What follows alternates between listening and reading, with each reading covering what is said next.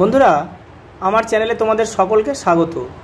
আজ আমরা class 5-এর রায়াট Martin প্রশ্নবিচিত্রা থেকে পরিবেশের দ্বিতীয় পর্যায়ক্রমিক মূল্যায়নের 10 নম্বর স্কুল সলভ করব।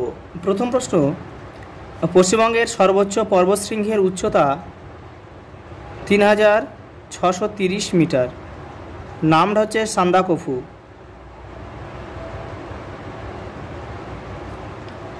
পরেরটা, শকুন সংরক্ষণ কেন্দ্র অবস্থিত রাজা ভাত খাওয়া। রাজা ভাত খাওয়া একটা জায়গার নাম। আর একটা কেন্দ্র আছে বক্সা জাতীয় উদ্যানেও কিন্তু শকুন সংরক্ষণ করা হয়। সুন্দরী গাছ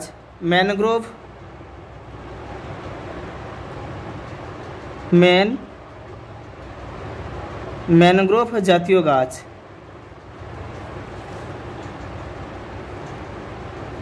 পরেরটা, কেলেঘাই ও কংসাবতী নদীর মিলিত নাম হলদি। লেজে ভর দিয়ে লাফাতে পারে চ্যাং মাছ। বঙ্গভঙ্গ আন্দোলন হয় 1905 সালে। 2-এর দাগে সঠিক উত্তরটি বেছে নিয়ে লেখো। দুগ্ধ সংরক্ষণ কেন্দ্র আছে ডানকুনিতে। সাদা অর্কিড কার্সিয়াং। আনারস ও কলা বিখ্যাত তরাই অঞ্চলে। মুন্ডেশ্বরী নদী বেরিয়েছে দামোদর নদী থেকে। হাটে বাজারে কেনা বেচা যাবে না ন্যাদোষ, কারণ এগুলো লুপ্তপ্রায় মাছ। এটা স্তম্ভ রয়েছে বাম দিক ডান দিক। বিদ্যাধরী নদীর তীরে চন্দ্রকেতু রাজার দুর্গ। আত্রেয়ী নদীর তীরে বালুরঘাট অবস্থিত, একটা শহর।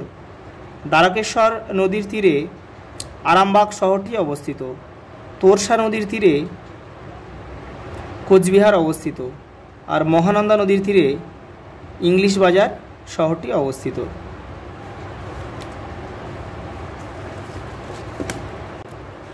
চার দাগে মান 2-এর, আমাদের দেশের 4 জন মহান বিজ্ঞানীর নাম লেখো। জগদীশচন্দ্র বসু, সত্যেন্দ্রনাথ বসু, মেঘনাথ সাহা, প্রফুল্লচন্দ্র রায়। আমাদের দেশের 4 জন বিপ্লবীর নাম লেখো। সূর্য সেন, ভগৎ সিং, ক্ষুদিরাম বসু, কল্পনা দত্ত। আরও আছে বিনয় বাদল দীনেশ, এটাও লিখতে পারো তোমরা। পশ্চিমবঙ্গকে কয়টি ভূপ্রাকৃতিক অঞ্চলে ভাগ করা যায় ও কী কী? 7টি ভূপ্রাকৃতিক অঞ্চলে পশ্চিমবঙ্গকে ভাগ করা যায়। তো নামগুলো দেখে নাও একটু, তোমাদের টেক্সটের 65 নম্বর পেজে উত্তরটা রয়েছে। এই যে দেখে নাও, উত্তরের পার্বত্য অঞ্চল, তরাই অঞ্চল, পশ্চিমবঙ্গের সমভূমি, রাঢ় অঞ্চল, পশ্চিমবঙ্গের মালভূমি অঞ্চল, গাঙ্গেয় সমভূমি, আর উপকূলের সমভূমি ও সুন্দরবন। এটা না কিন্তু।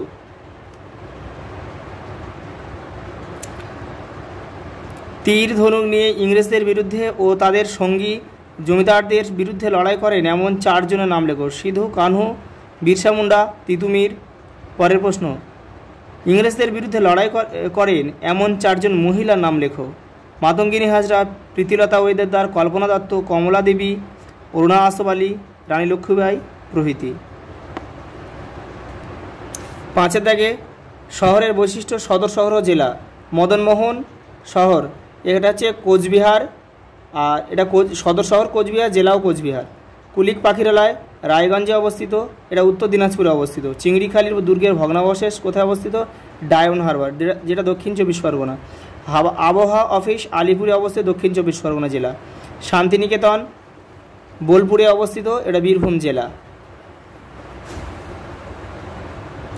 পরেরটা টিকা লেখো, গঙ্গা নদী আর হচ্ছে সবুজ বিপ্লব। দেখে না, গঙ্গা নদী তোমাদের 68 নম্বর পেজে কিন্তু তোমাদের টেক্সটের রয়েছে। এটা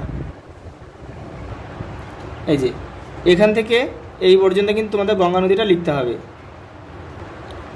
সবুজ বিপ্লব, এটা দেখে নাও। এই যে সবুজ বিপ্লব, এখান থেকে এই পর্যন্ত পুরোটা লিখতে হবে।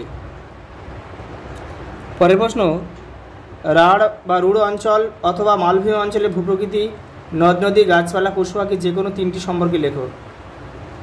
তোমরা রাঢ় অঞ্চল সম্পর্কে লিখবে। তোমাদের টেক্সটের 66 নম্বর পেজে কিন্তু উত্তরটা রয়েছে। এই যে এখান থেকে এই পর্যন্ত লিখবে। আর এই কয়েকটা উদ্ভিদের নাম এখানে গাছ এই শাল, সেগুন, শিশু, মেহগনি এগুলো লিখে দেবে, লিখলে হয়ে যাবে। আর যদি বলে কয়েকটা নদীর নাম এখানে রয়েছে এই যে দ্বারকেশ্বর, এই মুন্ডেশ্বরী, কেলেখাই, কংসবতী, এগুলো লিখলে হয়ে যাবে। পরের প্রশ্ন, আমাদের দেশের সম্পদ রাজা রামমোহন রায় অথবা নেতাজি সুভাষচন্দ্র বসু সম্পর্কে যা জানা লেখো। তোমরা রাজা রামমোহন রায় সম্বন্ধে লিখবে, এটা তোমাদের বইয়ে ভালোভাবে দেওয়া আছে। তোমাদের টেক্সটের 90 নম্বর পেজে উত্তরটা রয়েছে। এই যে এখান থেকে এই পর্যন্ত লিখলে কিন্তু হয়ে যাবে। আজ এই পর্যন্ত, দেখা হবে পরের ভিডিওতে।